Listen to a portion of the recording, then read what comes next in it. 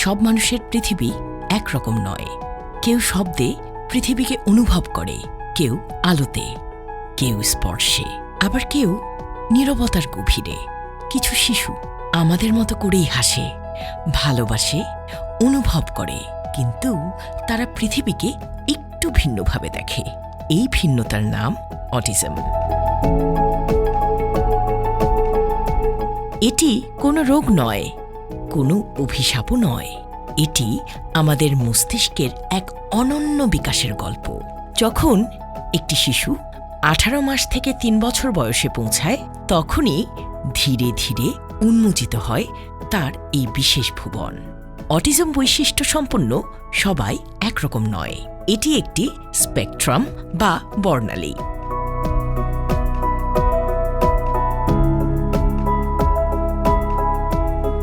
কেউ হয়তো কথা বলতে পারে না, কেউ আবার মানুষের চোখের দিকে তাকাতে লজ্জা পায়। আমরা যাকে অস্বাভাবিক বা অবাধ্যতা ভাবি, তা আসলে তাদের স্নায়বিক লড়াই। তীব্র শব্দ তাদের কানে যন্ত্রণার মতো বাজে, প্রখর আলো তাদের অস্থির করে তোলে। কিন্তু এই চ্যালেঞ্জগুলোর আড়ালেই লুকিয়ে থাকে এক একটি অসাধারণ প্রতিভা। কেউ সুরের জাদুকর, কেউ রঙের কারিগর, আবার কেউ হয়তো প্রযুক্তির জটিল ধাঁধা মেলাতে অনন্য। বৈশাখের বিকেল বেলায় তোমায় নিয়ে বকুল তলায় প্রেমের একখানা গান শোনাবো। আমাদের সমাজ আজও মনে করে অটিজম মানেই অক্ষমতা, কিন্তু সত্যটা হলো ভালোবাসা আর সঠিক সুযোগ পেলে এরাও হতে পারে সমাজের সম্পদ।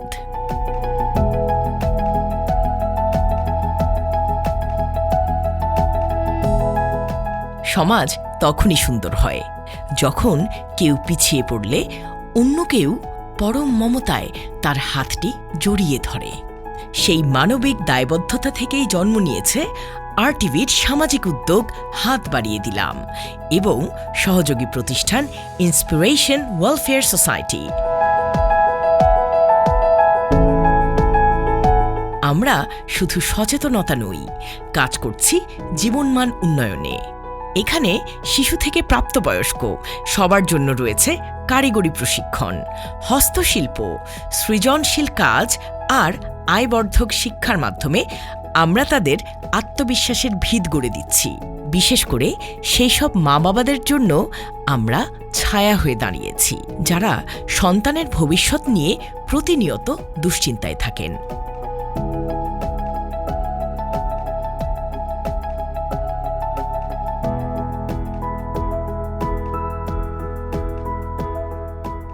হেলথ ক্যাম্প, কাউন্সেলিং এবং থেরাপির মাধ্যমে আমরা একটি পরিবারকে বলছি, আপনারা একা নন, আমরা আছি।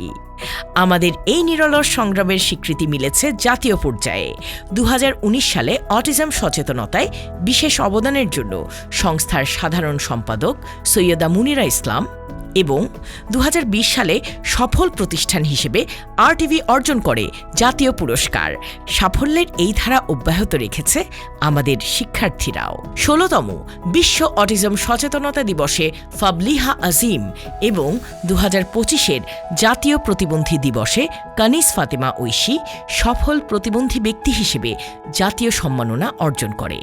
এছাড়া 2025-এর প্রতিবন্ধী ব্যক্তির উন্নয়ন মেলায় পণ্য বিক্রয় ও প্রদর্শনী ক্যাটাগরিতে ইন্সপিরেশন ওয়েলফেয়ার সোসাইটি প্রথম স্থান অর্জন করে।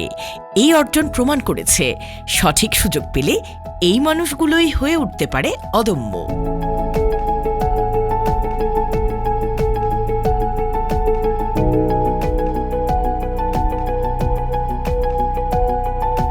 একটি সুন্দর সমাজ তখনই তৈরি হয় যখন আমরা ভিন্নতাকে গ্রহণ করি। আসুন আমরা এমন এক পৃথিবী গড়ি যেখানে ভিন্নতাকে ঘৃণা নয়, সম্মান করা হবে, যেখানে অটিজম কোনো বাধা হবে না, বরং হবে সম্ভাবনার এক নতুন পরিচয়।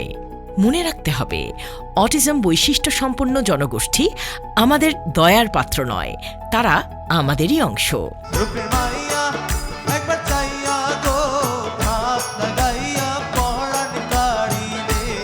হাত বাড়িয়ে দিলে তারাও হয়ে উঠতে পারে সাফল্যের একটি উজ্জ্বল নক্ষত্র।